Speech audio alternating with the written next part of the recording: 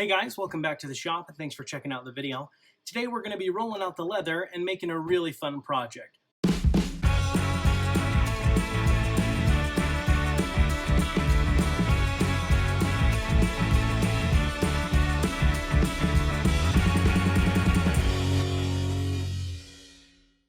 As you may have seen in our last video, we made this custom ferro rod, and today we're going to be making a leather sheath for this to go on so that we can attach it to our belt when we're out in the woods. So let's talk about the different materials that we're going to use to put this together. Okay, first and foremost, we're going to need our leather. So we've got that here. We're going to be putting this together with some rivets. So I've got our rivets here. In addition to those, we're going to be using some beeswax on our edges and then some leather dye to pull everything together. So for this project, we're going to be using a wide variety of different tools. Instead of kind of laying them all out and talking about them in the beginning, I'll go ahead and just talk about each of the tools as I use them. That way, not only do you see the tool, but you can also see how it works. So first thing we're going to do is start laying out the different pieces we're going to cut out of this leather. As far as this leather goes, it is about 8 to 9 ounces. Which is a pretty hefty leather. Typically, leather like this will be used for making a knife sheath. I like to use it when I'm doing anything that's going to go onto a belt. So for our first piece, we're going to lay out a piece that's about 8 1/4 inches long and about 1.5 inches wide. So as far as cutting, you can use a razor blade or a really sharp knife. I like to use a rotary cutter. Whatever tool you are using, it's important to remember to keep your cut straight and not come in at an angle. We are going to be kind of beveling the edges, and so we want to make sure that we have a nice edge to work with from the start. And for our next piece, it's going to be the same thickness, so about 1.5 inches and then about 2 inches long. We're going to be using 2 different tools to help finish our edges. The first one is our edge beveler. Now what this is just kind of a small gouge. It's got a blade here in the middle, and you run it along the edge of your leather, and it cuts off a small strip, and it allows you to get that nice rounded appearance to the edge of your leather. In addition to that, we're going to be using our burnishing tool, and this is one that I just made on the lathe, but really you can of course purchase these, make one yourself, or any rounded piece of wood, even a dowel would work, in order to help kind of create the friction that you need, as well as help line up the different fibers that are on the leather to create a nice clean edge. So we'll line up our tool like this and then just slide it right across.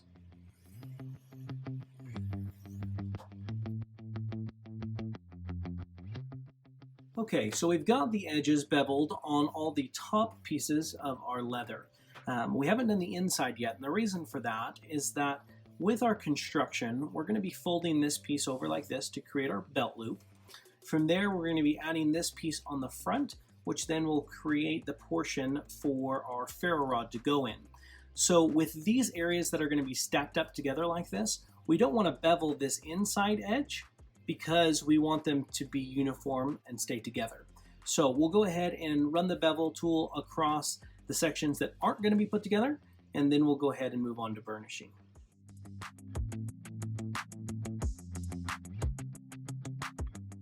All right, now that we have our edges beveled, we'll go ahead and start using the burnishing tool.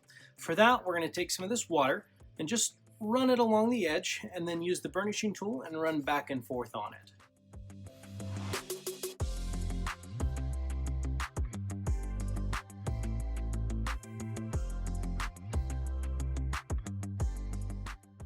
So we've completed the first stage of finishing our edges. To fully complete them, what we'll do is apply some beeswax and then burnish some more. However, we are going to be dyeing this leather, and we want to do that first before we apply beeswax because it will create an area that the dye can't penetrate. Before I apply the dye to the leather, I like to dampen the leather with a little bit of water. I feel that this helps the leather dye spread and allows us to get less streaks when applying the dye. So let's go ahead and dampen this, and then we'll get our dye on there. Okay, to apply our dye, I'll be using one of these application swabs, and these work really well. You can also use a paintbrush or film brush. So let's go ahead and get this dye on here.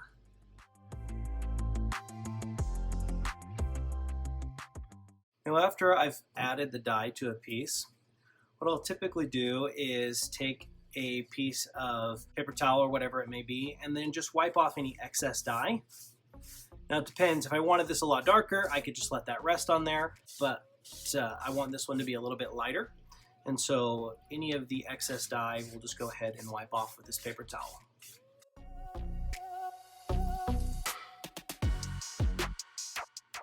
All right, now that we have our dye applied, we'll go ahead and apply the color to our edges as well. Now, I like to use a black edge with this kind of saddle brown color. I think it looks really nice. For that, I've done a couple of different things. I've used black leather dye. I've used kind of the dye felt tip pens, but honestly, the best thing for me is just using a black felt tip Sharpie. It gives us a real nice dark black edge and is really easy to use.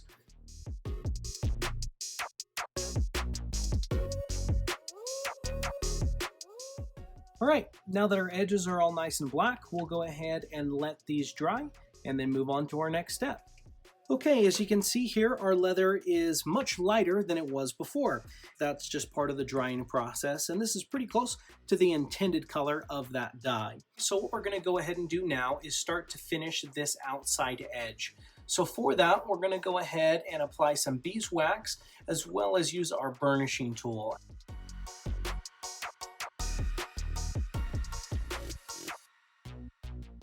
So now what we're going to go ahead and do is flip our leather over and apply some beeswax to the inside of it, and this will help just kind of protect the leather. Okay, now that we've got our back and our sides all finished, we can go ahead and start punching our holes so we can start putting this together.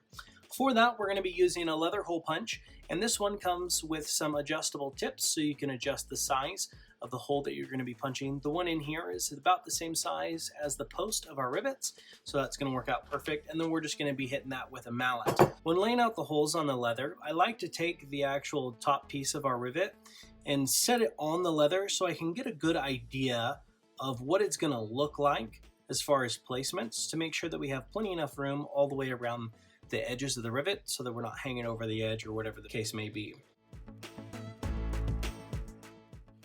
So once I have the rivets where I want them on the piece, what I'll do is go ahead and just press down on those, and then that will leave some marks on the leather for us to follow.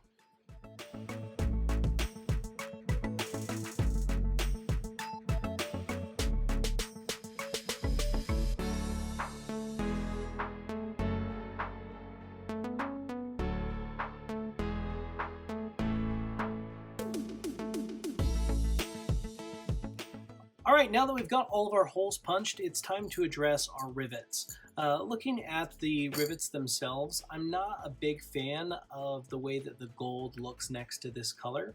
So what I'm going to go ahead and do is hit these rivets with a little bit of heat. And what that'll do is kind of strip off this outside finish and leave us with a more kind of gunmetal finish, or a kind of a patinaed finish to it, which I think will look a lot nicer with this leather.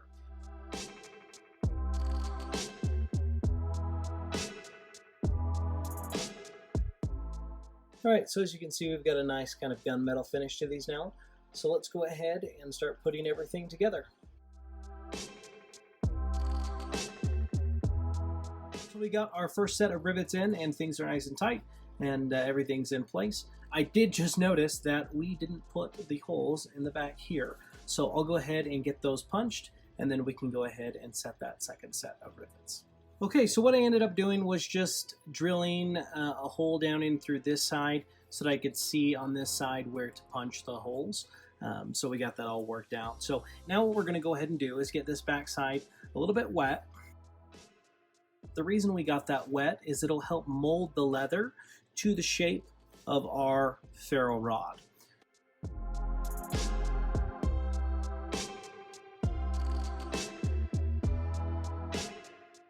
We've got our rivets in place, so let's go ahead and get our ferro rod in there.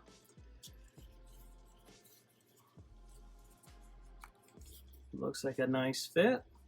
As you can see, we've got a couple of spots where we got a couple of drops of water, and if we just leave that like that, those will dry, but you'll still see a little bit of discoloration. So what we'll do is get the whole thing just damp, and that will allow those kind of blend in with everything else. Okay, now that we've got everything put together, we want this bottom edge to go ahead and line up really nice. So what I've started doing is just sanding here to line up all 3 pieces of the leather really nice. And then once we've got them lined up, we'll go ahead and use our same burnishing techniques to get this nice and finished just like the rest of the piece. Now that our edges are all complete, we'll go ahead and put in our ferro rod.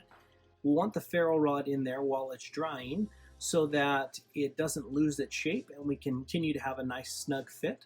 Once it's completely dry, we'll go ahead and add some conditioner to it, and then we're all done.